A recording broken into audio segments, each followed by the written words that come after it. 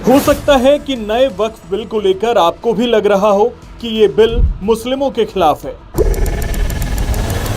लेकिन ऐसा नहीं है। नया वक्फ बिल मुसलमानों के खिलाफ नहीं, बल्कि मुस्लिमों के नाम पर वक्फ को लूटने वालों के खिलाफ है। और सरकार चाहती है कि वक्फ बोर्ड में पारदर्शिता आए और गरीब मुसलमान उसका फायदा उठाएं, ना कि वक्फ के तथाकथित ठेकेदार। कुछ सवालों से समझिए कि वक्फ में पारदर्शिता क्यों जरूरी है।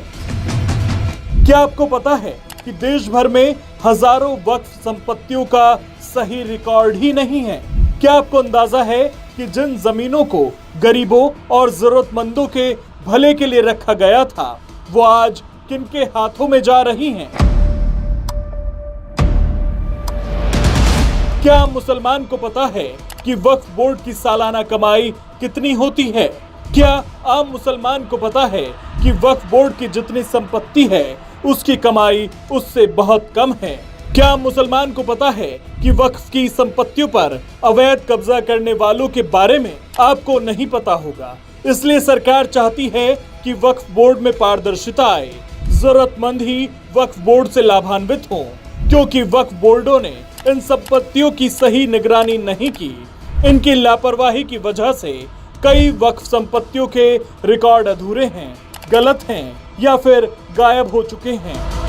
वक्फ बोर्ड में लूट का अंदाजा इसी बात से लगा सकते हैं कि सिंगापुर की 200 वक्फ संपत्तियों का राजस्व 42 करोड़ 70 लाख रुपए था, लेकिन भारत की 4 लाख वक्फ संपत्तियों का राजस्व कुल 163 करोड़ रुपए। 2017 में इंडिया टुडे के एक स्टिंग ऑपरेशन से पता चलता है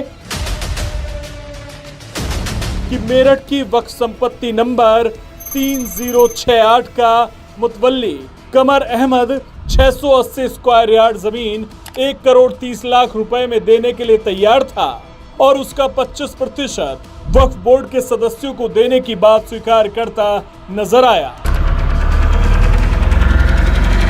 2017 में ही हैदराबाद वक्फ बोर्ड ने एक रिपोर्ट जारी की जिसमें 16 मंडलों की हजारों संपत्तियों का जिक्र था, लेकिन इन संपत्तियों के असली मालिक कौन थे, उन्हें किराए पर कितने में दिया गया, कोई सही जानकारी नहीं थी।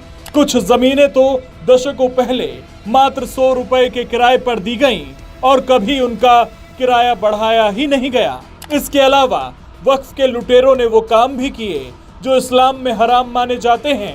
वक्फ संपत्ति को कभी शराब के कारोबार के लिए नहीं दिया जाता, लेकिन इन लोगों ने वक्फ संपत्ति विजय माल्या की शराब कंपनी को 99 साल के लिए लीज पर दे दी थी।